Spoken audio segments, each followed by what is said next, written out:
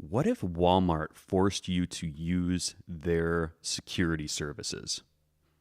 What if Walmart decreed that people cannot use certain drugs, an action that has no effect on the life or property of another person, and use said security force to lock people in a cage for violating said edict? What if Walmart's security forces were unaccountable for the unjust killing of its consumers and their pets? What if Walmart told you how to raise your children? What if Walmart forced you to use their education centers, filled with pictures of their founders and CEOs, where children are forced to pledge allegiance to Walmart? What if Walmart conscripted the surrounding community to wage a war with a competing organization thousands of miles away which poses no threat at all? What if Walmart created its own currency via fiat, decreed it as the only legal tender, then inflated said currency to pay for said war? What if Walmart's veterans of said wars came home physiologically damaged and received subpar care for both psychiatric and physiological care? What if Walmart gained its legitimacy via consent of the governed, by hiring managers to oversee the will of 700,000 people? Would it put your mind at ease knowing that you have one out of those 700,000 votes to voice your consent for its board of directors?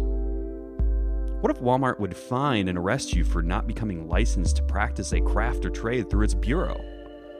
What if Walmart spied on you for your own safety? What if Walmart used violence to compel you to compensate it for giving food to other people in need?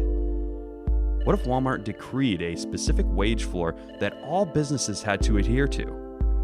What if Walmart had products with a specific safety feature, then used violence to threaten other businesses to use said safety features? What if Walmart provided bad services and the only solution people could suggest to you was to raise the price of the services that Walmart's providing? What if people said we need Walmart to be the largest corporation on earth with a monopoly on violence, legislation, litigation, all in the name of social justice? What if you could not opt out of Walmart services and payments thereof, only to be met by thuggery as a result? What if Walmart and competing corporations vying for said monopoly had killed 262 million people in the wake of their own power struggles? What if people you didn't agree with became in control of this Leviathan and started doing things that you morally oppose in your name, given your consent by your vote for its board of directors? What if after all of this understanding of the bad behavior of Walmart, you started to question its legitimacy and its efficacy? Then pro-Walmart sycophants demand that you provide a better solution, only to be met with, quote, "That's not how this is in the real world."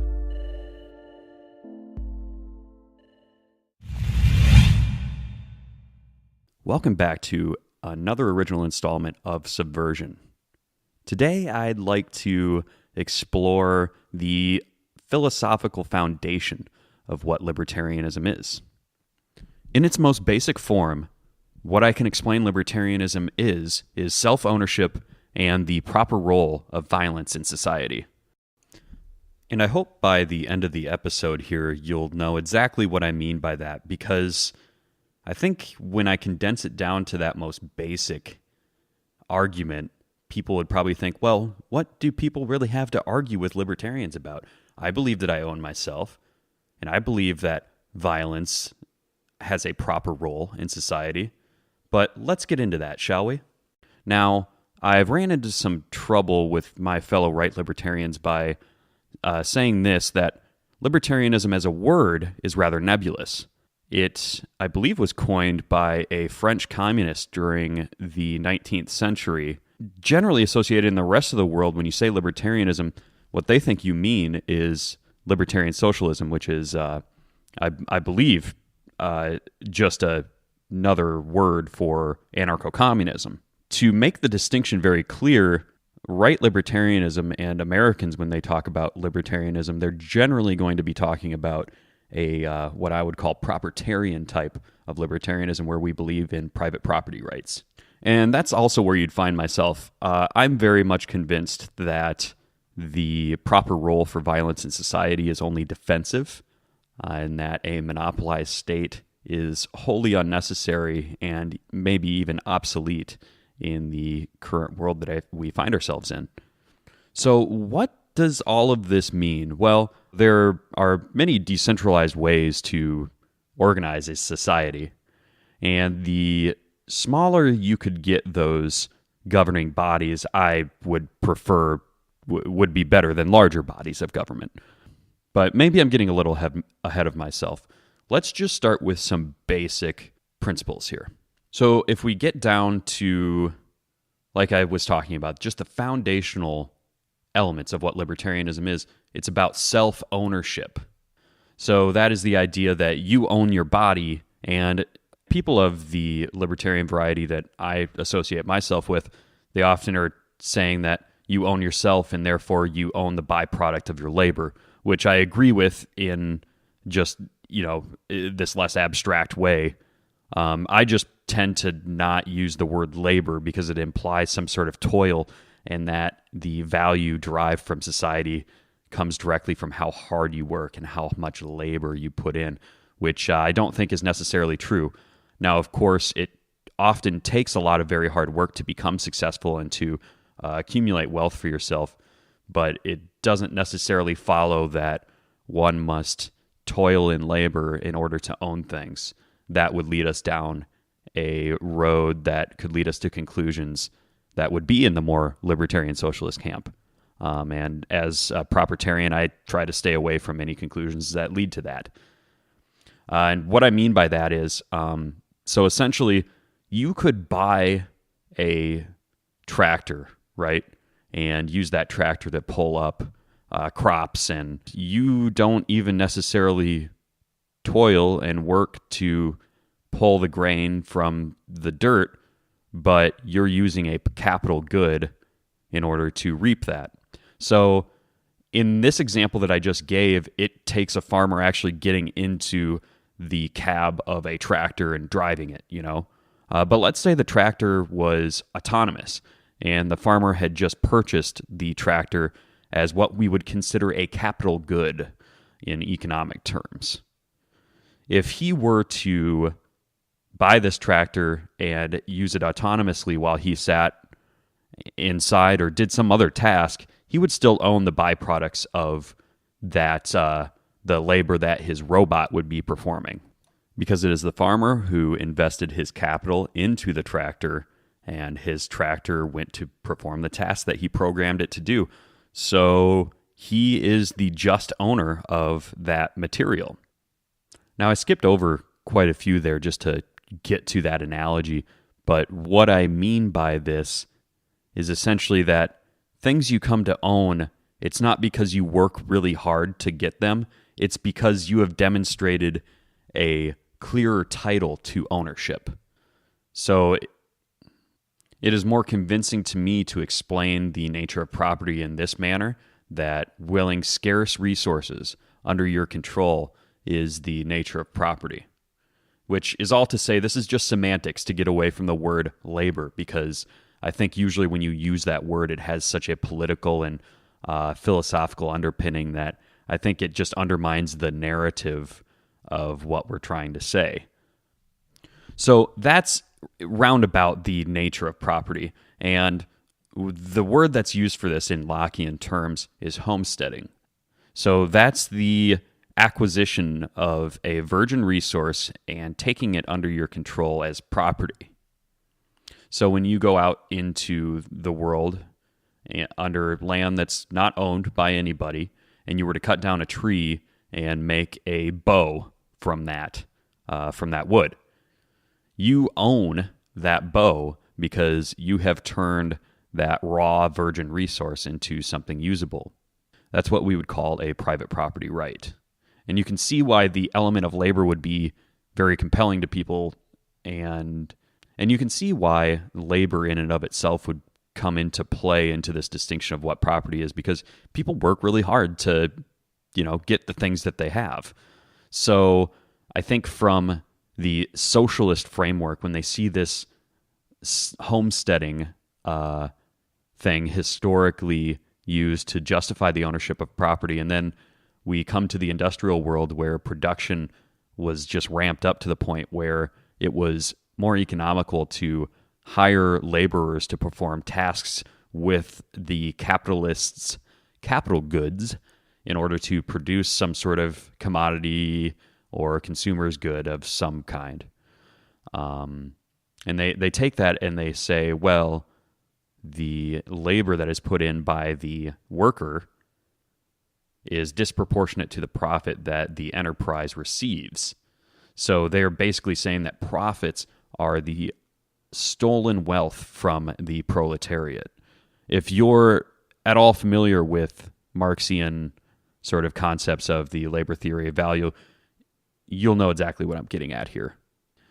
So I'm convinced that that's far too simplistic of a way to view the production of goods, because the owner of the capital goods is providing a service. He has invested his capital into goods which produce more wealth into the economy. So he's serving a managerial function of resources. And I don't really think that that's a bad thing. For example, I'm a tradesman, and the way that I view my employment is that the office employees and the salespeople who are doing all of the bureaucratic and paperwork kind of things that I don't necessarily want to do, and sort of those managerial functions that I'm not as suited for, I'm skilled in fixing things. Specifically, I do automation. That's where my skill set is. My skill set isn't talking to the supply chain wholesalers and making sure that material is on the job when it's supposed to be. My job is to take that material and put it to use in some sort of usable fashion. My employer reaps a profit from the labor that I perform, and I'm completely okay with that, because the arrangement they're giving me is they're handing me work to do. So I am just another vital component in this enterprise. So it's a voluntary arrangement, and I very much benefit from it. Right now in my life, I'm sitting much better than I ever have in any other point in my life. So I really like my career. I really like my employer. It's a great arrangement. Now, other people feel a little dejected because they don't have this sort of relationship in their lives with the enterprise that they make money with. And I've been there. I didn't always have a good job. I wasn't even always in the trades. So if you're a restaurant worker and that's just sort of where you've stagnated yourself in the economy, I can kind of see how you'd feel a little wronged. But ultimately, it's no one else's responsibility to get you out of a bad job and into a good one. It is up to you to go and learn things and develop skills which increase your human capital, if you will. And quite honestly, it's no one else's responsibility. You can't really hold it against anyone for not taking your life into their hands and improving it. It's not anybody else's job. The only person who knows the best thing for you to do would be yourself. And I know those decisions can be really hard to make. I had to make that decision myself some 5 years ago. I looked at my life and I said, this isn't producing enough wealth for me, and I am worth a lot more than what I'm being paid at restaurants. But the skills I was being employed at restaurants wasn't a valuable skill. It was only worth what we consider a minimum wage. And by the way, I never actually made a minimum wage. I was always paid well above it, because most employers don't go to the very bottom of the wage floor. But that's an aside. What I'm trying to get at is no one else is responsible for you, and I think you do yourself a very big disservice to look to some sort of other social apparatus in order to reap some sort of higher value of wealth in your personal life. Nobody owes you leisure time. Nobody owes you resources. You have to go out into the world and provide value to get those things for yourself. This took a long time for me to come to this realization, more or less. I was raised by a single mother. We depended on a little bit of state help, I guess. She worked really hard and didn't actually qualify for as much state help as she maybe could have. But regardless, I was raised by public schools. The state kind of helped my mom out when we were in trouble. But ironically, our family sort of tied up into the drug war as well. But I won't get into that today.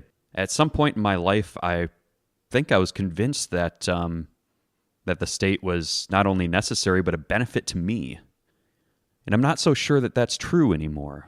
Because if we consider it, a state is only able to survive leeching off of the productive value that comes from a market force. Governments don't actually produce anything of value. They use violence to be this sort of avowed referee who's supposedly an impartial party in this whole thing, which is patently false.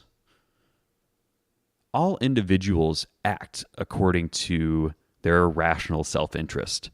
This is what I've learned quite a bit from Ayn Rand. I used to sort of be more of an objectivist sort of libertarian. And throughout my development since being introduced to libertarianism, I've been very intellectually curious. And even before I was introduced to Ron Paul around 2007, I had become very intellectually curious about hardcore leftism, which sort of led me down the rabbit hole of reading Kropotkin and Marx and a little bit of Engels, before being sort of shown something different. Because I never knew that there was a decentralized sort of pro-capitalist thing out there. I thought the only sort of people in society who had been questioning authority were the more hard leftists. And I was very misinformed. I mean, I don't know how our culture has come to recognize communists as the, true rebellious ones in society when, if you look throughout the other communist regimes in the world, they were contingent on complete top-down control in order to will into existence what you'll consider the new communist man. So it's the idea that if we were to use the state to mold people in a specific way, that we would be able to eliminate the state by proxy because all problems would be solved via this organizational structure that would become intuitive rather than declarative and dictatorial. The evidence of history is rather clear, though, that the seizing of the means of production into the hands of the state, and socialists will try to tell you that true socialism is only when workers control the means of production, but that kind of falls on deaf ears to me because the only economically viable situation that I've been able to observe in the whole socialist lexicon are the central planning methods in which a central bureaucracy is able to manage capital. And that's the function that is served by managers within a capitalist structure. So the person that owns the business that you work under, the CEOs who are hired by the owners and shareholders, those are the functions that naturally come about in a market system, and it would need to be replaced by something in a mode of production under some sort of socialist order. So yeah, I'm not buying the whole purity test that the only kind of socialism is owned by workers. But even under a socialist's framework, wouldn't it be more accessible for workers or the smallest divisible laborers to own their own means of production as entrepreneurs? The funny thing is, Marx had a word for this. They were called the petite bourgeoisie because they were unable to eliminate the intuitive desire for humans to, under situations of scarcity, provide for themselves and trade with each other in order to trade the things that they have surpluses for, whether they be skills or commodities or goods, for things that they have a lot less of that other people have more of. I mean, this is just a very natural thing that humans do, and actually, markets predate governments.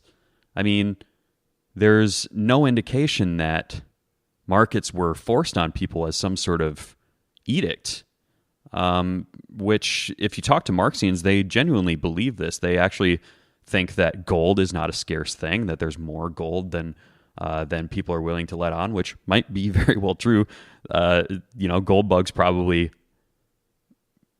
overplay the low reserves of gold in the world, but that has nothing to do with the fact that gold became a currency because it was scarce, because people saw this shiny, very durable metal as extremely useful for decorating their bodies, and it later just became a fiduciary media, more so than just an embellishment on people's lives.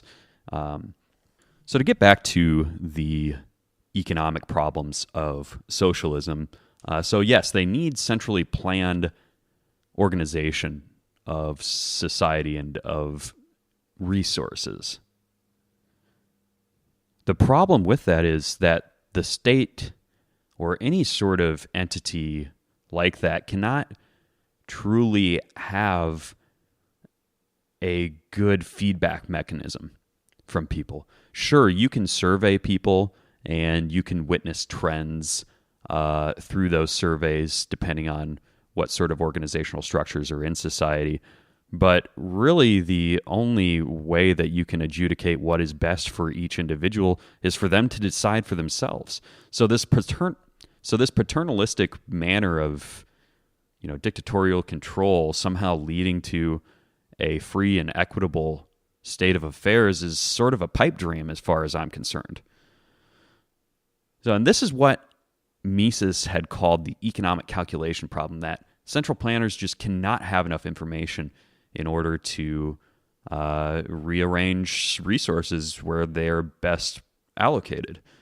And in the market, this is called marginal utility, where people will use their resources to their highest valued ends.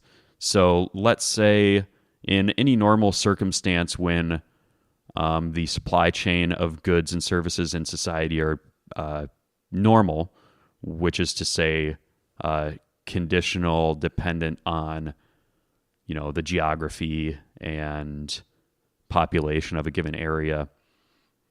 So in normal circumstances, you have access to water in order to shower, right? But in some sort of disaster situation where you don't have electrical power to pump water from the ground, you may not find it valuable to shower with water that you would need to otherwise drink to survive and keep yourself hydrated or cook with. So you would probably put off showering until it were, until it were very necessary, just probably cleaning the most important parts of your body and not doing like a full shower with nice, cozy, warm water. So that's what I mean by this system of top-down control just cannot adjudicate those problems. It cannot choose for people what resources are best for them because people all have different value scales, and you can't just expect the value scales for everybody to be the same at any given time. So anyway, I'm sort of getting on many different tangents here, but let's get down to what libertarianism is from this. And I think from here on out in the episode, when I say libertarianism, I think you'll just realize that I do mean the form of libertarianism that I find most persuasive. So let me just cut the shit and no more of this kowtowing to the history of the word in of itself, because that's laid down. And I've already sort of refuted a lot of the economic problems with leftism. So I said at the beginning that libertarianism is about self-ownership and the proper role of violence in society. I hope that I've laid out very clearly what self-ownership is, but just to make this very clear, that you prove your title to your body. You prove the ownership of your body by demonstrating a pattern of control, that you have control over your arm, over your head, over your voice. Therefore, you own your own body. You have agency. And by that extension is how we come to own property. Unfortunately, the word right has been perversed to mean any sort of service or condition promised to you by a state. To me, I think that this is an abstraction of what legal rights are. To me, under this framework, negative rights are the only rights, which is to say that you only have the right to have force not used against you. You don't have a right to force someone else to act on your behalf for something. This can be a troubling thing to defend because let's say someone were walking by a drowning man who needed help and he did not act. You could say that the person who was just a bystander and passed by is immoral for not trying to help. But if we were to try to use law to compel that person, that would be a violation of negative rights. Nobody has a right to force someone to act, even though we might say that that is something that they should do. It's not something they shall do by law. There are many reasons for this.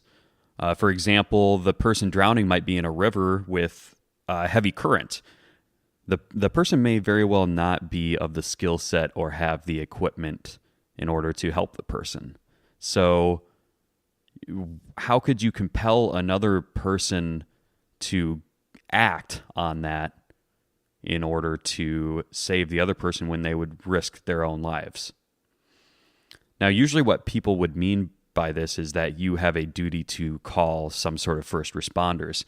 And again, I'd say that morally, yeah, you should, but from the concept of what negative rights are, you can't actually even compel someone to do that by law. And that sort of implies that you don't have agency, that the government in which you live under has the ultimate agency of your body and able to make you do what you want. And we might think that it's a good thing to compel that person, but at what cost? I mean, what is the cost of liberty, of forcing people to do what we think is morally correct? And again, this is a really hard line to take. I mean, who wants to say that, who wants to defend, not helping a drowning man? It's something nobody wants to just admit to doing, right? So for this very reason that these concepts are a little abstract to people, they find them antisocial. But from the prism that I see things through, the individual has primacy and they have agency over their body. And if you compel someone to act, even if the result you think is worth it, that's a slippery slope to doing things, to compelling people to do things that you don't agree with. For example, slavery was never actually abolished in America. We still have military conscription, right? If there were some sort of war that some politicians got us into, there's a potential that I would be enslaved to go and fight a war that I don't morally agree with in any way. And taking these difficult stances as we do as libertarians, it makes us very vulnerable to moralists who try to confuse the distinction between society and the state. It was Bastiat who said that socialism confuses that distinction, and that it's as if people believe that we wouldn't want people to eat because we don't want the state to raise grain. One such example would be the Young Turks Libertarianism Debunked video that came out some years ago. And I know that this isn't anything recent, but I think it bears repeating because the video's not going anywhere. And I think people really do believe these myths, and they don't truly understand the critiques and prescriptions that libertarians are trying to make, depending on which angle we're coming from.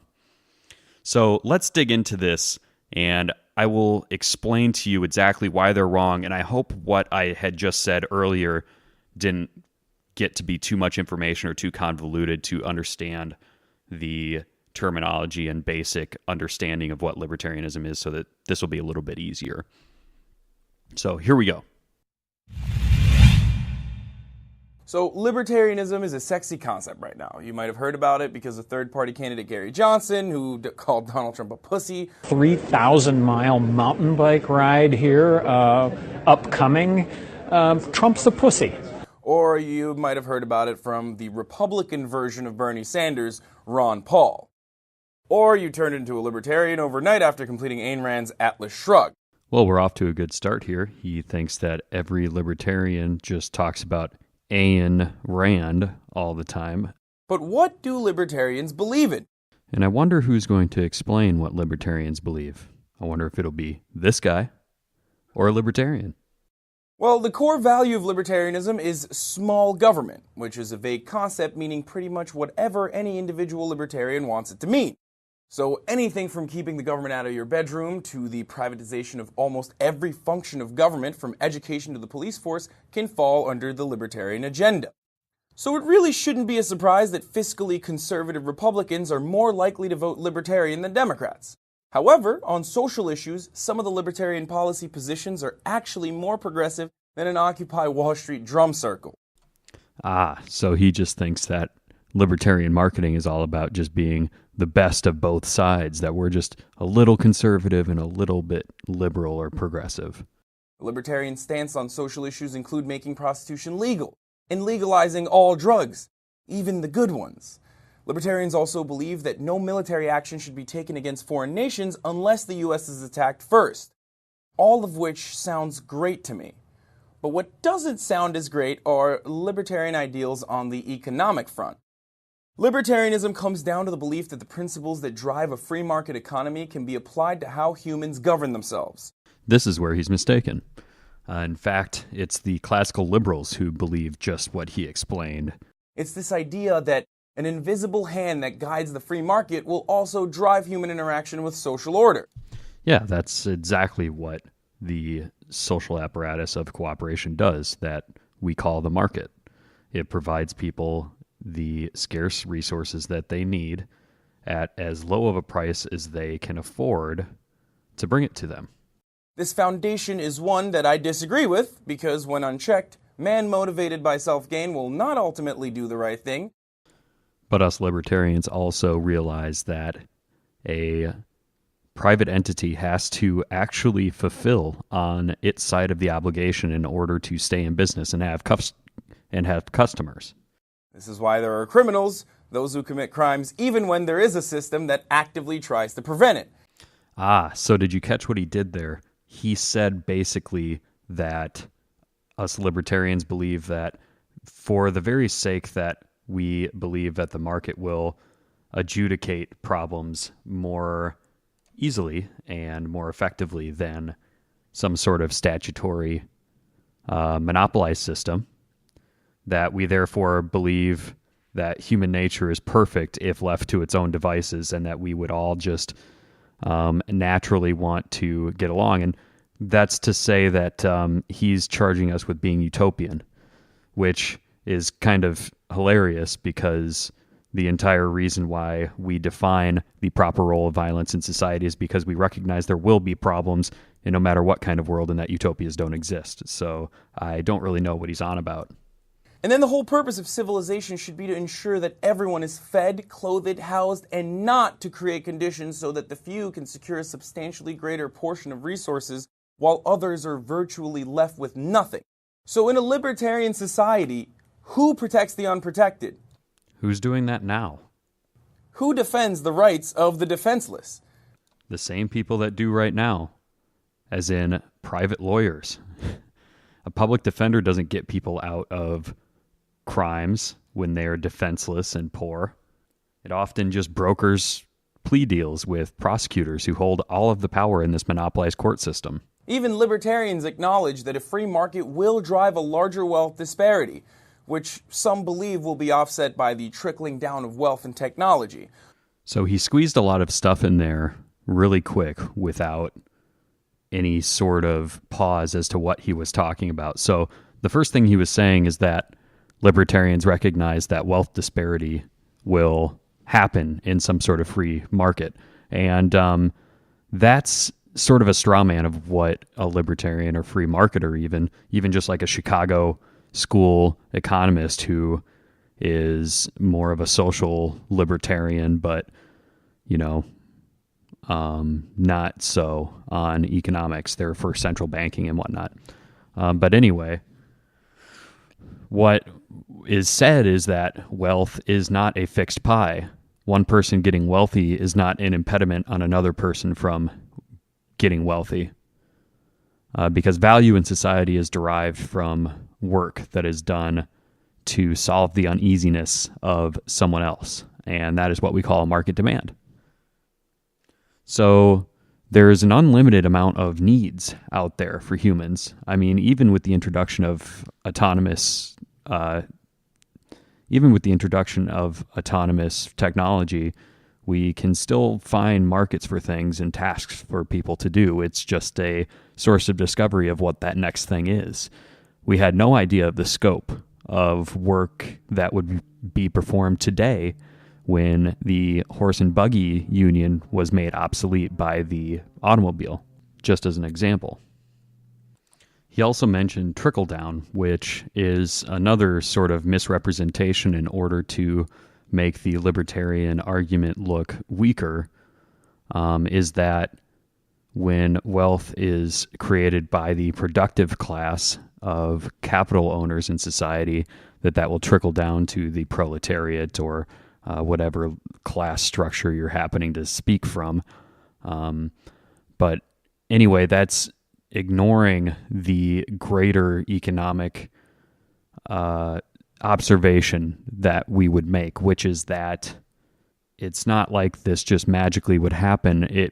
It's also contingent on these lower classes producing more for themselves as well. So it's just sort of a reduction to frame it in that way, and he should really be ashamed of himself.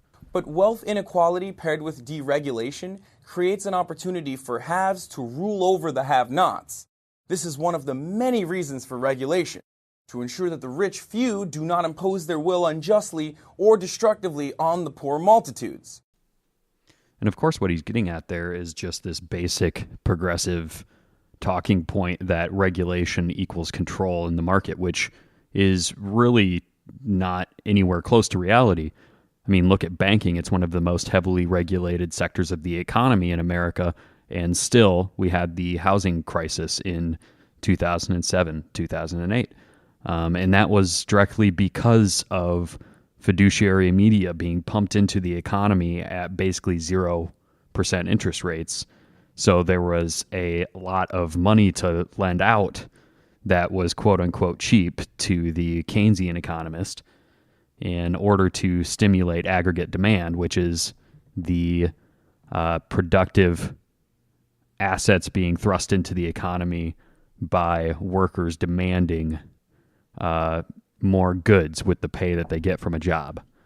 So anyway, what that does, though, is you introduce money into the economy that wouldn't otherwise be there for speculative investments, which are investments that people go out and just throw money at to see if they can make money like 5 years later. So when the market artificially signals that there's money to be loaned out in the market, there are going to be people grasping at that and trying to get in on it while the money's cheap. So it's not some organic demand from the market.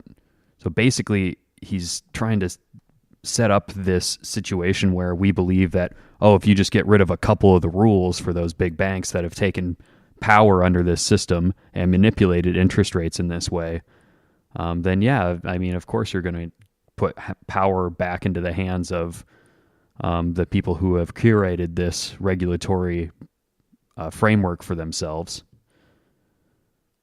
Yeah, you're going to embolden them if you let them write the rules. So I don't see, again, what he's really getting at and why he's charging libertarians with this when it's the exact opposite of what we would say that a market should do under free conditions of a market and free banking. Another libertarian belief is the idea that the government should not be allowed to impose its will on the citizenry. However, in a truly free market that promotes freedom of contract and deregulation, employers have a right to force rules that would never be permitted in our current democratic systems. We don't really have any sort of court system for employer to employee disputes that happen every day. You know what people do? They quit their job and they go somewhere else.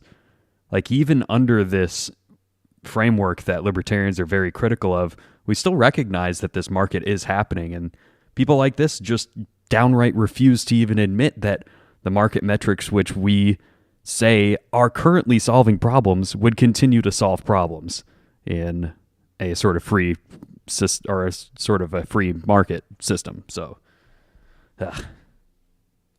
Libertarianism is a rich man's ideal. It ostensibly gives ultimate freedoms and choice to everyone at the cost of helping the helpless. And this is what pisses me off most about them. I mean, they're just paternalistic as hell. They believe that people are just helpless to help themselves, and that they need these wise overlords to dictate resources in a specific fashion. And it just takes away the agency that individuals have. It's so paternalistic and so just kind of disgusting if you think about it. And for the guy to say that it's the rich man's ideal, as if libertarianism is only for rich people. Most of the people that are libertarians are just normal, average people. Like, it appeals to people because they see their tax burden is crazy, even if you don't make that much money. I mean, I make what you would consider like lower to middle class, and I mean, I'm still getting taxed at like 30-40%. I'm not seeing really much of a social benefit from it. Not that I really want any sort of public services, but, you know, I'd rather just keep my money and put it into services that I personally use. So it's just absolutely ridiculous to say that this is not useful for anyone other than rich people. Like I said earlier, libertarianism was a big thing for me just to learn how to handle resources in my own life, be responsible for my own damn self. So get bent, man. That's just so low, and you're just playing to the lowest common denominator because you've got no real philosophical argument. You just have emotional outrage. That's all you people have. It completely ignores the reality of economic forces, which compel the poor to take jobs they don't want to and live where they don't want to just because they have to. Honestly, though, this really is a goldmine for learning opportunities here, because what he's saying is that essentially people are victims of circumstance all the time, and that it's the rest of society's problem to provide for people. So let me just say this in the most simple way that I can. Humans are born to poverty, kind of. I mean, let's say you're just born into the world like back in the day, like even 200 years ago, when you just had to have your own farm and grow your own beans and rear your own chickens and livestock and things like that. Is there any right for your neighbor to come over to you if he slacked off all growing season to come and just take your food because he didn't work hard enough? No, that's why people don't really like welfare, because if they work all day and they see people who just bum around and don't really do anything and don't produce for themselves, then they get sort of hostile about that. So it's a basic rejection of the fact that people, you know, by our very nature, have to provide for themselves and produce something of value in order to survive. You can't completely deny that. You can't not see that reality. Funny you should say that. I was thinking the same thing. And while individual freedoms extending to property rights are in the forefront of the core principles of libertarianism, deregulation in a free market economy that will lead to an even bigger wealth gap sounds like the prologue to the movie Elysium, starring Matt Damon, or Snowpiercer, or any other dystopian future pick where classism runs rampant and the massive lower income classes rise against their small but incredibly wealthy oppressors. So this doesn't surprise me at all. He gets his cues from Hollywood as to what a world would look like under some sort of like corporate dystopia. Like, I don't know, dude. You're really reaching, and this might make sense to people who listen to the Young Turks and watch the Young Turks, but to anyone who actually understands these ideas, and ourselves are people who engage in media and see these dystopian films, we don't see it that way, and I'm just not sure that there's just a communication gap here, And I don't think these people honestly understand what we were trying to say as far as our critiques and, like I said, our prescriptive solutions. If you really want to understand what would happen in a libertarian society, watch that movie, watch Elysium. That's a libertarian utopia where the wealth disparity is abysmal and the eroding middle class is fully shifted well below the poverty line. Yes, we will likely continue to make technological advancements that allow for robotic arms like the ones that Matt Damon uses in that movie, but increasingly in service to a narrower and narrower segment of the population. Which ignores entirely what is the reality, that as these technologies are first developed, they're more expensive, and then as they're on the market and they become improved even, they become more accessible to people with less money. So this is a problem of out-of-reach technology that we hadn't had yet, and this incredibly high barrier. So we're sort of moralizing things from this perspective of the future, from this ivory tower where we already have the ability to, cure problems such as cholera. I mean, just giving someone an IV with some fluids is all you need to save someone from cholera, and it took humanity a very long time to figure out how to do things like that, just to save people from dying from dehydration. Now, you may see the poor or the underclass as weak. You may see them as the losers in this giant meritocratic experiment that is the libertarian ideal. But weak as they are, there are going to be a hell of a lot more of them than there are of you. So in the hopes of avoiding the fate of the monarchy during the French Revolution, maybe it's best to retain welfare and at least a modest social safety net, if for no other reason than to keep them from grabbing their pitchforks and turning on you. Think of it as like a riot tax. In the end, libertarianism is similar to communism. I know that sounds a little crazy, but hear me out. On its face, they're both noble but impossibly ambitious theories.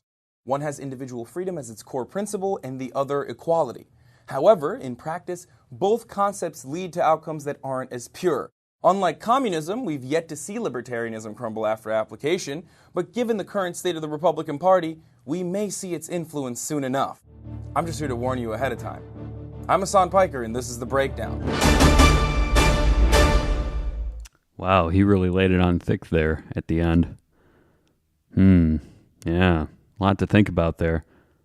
Comparing libertarianism to communism, which libertarianism states that ground-up control of a market is what drives order in an economy, and we can demonstrate this. We can demonstrate that markets produce things at a much more efficient rate when under metrics of control of the market itself, rather than under state control. We can demonstrate this by showing that technology routinely outpaces government in raising the standard of living for the poorest people in the world. So much for quote-unquote libertarianism debunked. Nice try, Young Turks. That'll do it for this week.